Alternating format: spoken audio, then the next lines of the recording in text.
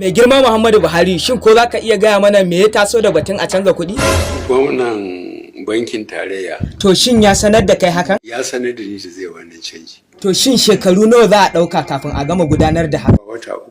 Wai wata uku kace ko shekara uku? Wata uku. Wata uku kuma, to baka tunanin wata uku yayi kaɗan kafin mutane su gama mayar da kuɗin su banki? Ni ban san ko nawa kake kokarin kashewa ba a cikin albashinka. To ai ba kowa ne ma'aikacin gwamnatin ba, wasu 'yan kasuwa ne, kuma su 'yan kasuwan nan sun fi ganewa su tara kuɗinsu a cikin gida, kuma tazararsu da banki yanzu kafin su je bankin ma akwai nisa. Amma dai wata uku.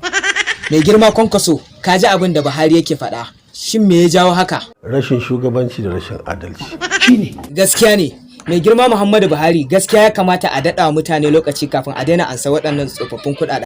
Ai an ba da lokacin da ya isa mutum ya canza shi. A'a no. To baka tunanin wannan abin zai wa mutane yawa? Kaga na farko an yi corona, an yi lockdown, sannan kuma yanzu ka shigo da batun canjin kuɗi. Ka gani ana yi na ɓanna wanda ka tabbata ya kawo gare mu ba a yi maganin shi ba.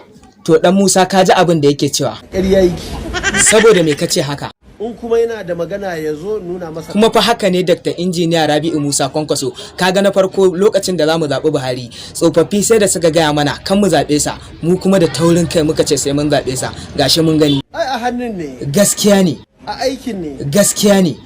Gaskiya ya kamata Muhammadu Buhari ka janye kudirinka na batun canza kuɗin nan domin za ka sa talakawa a masifa. No going back. What? No going back.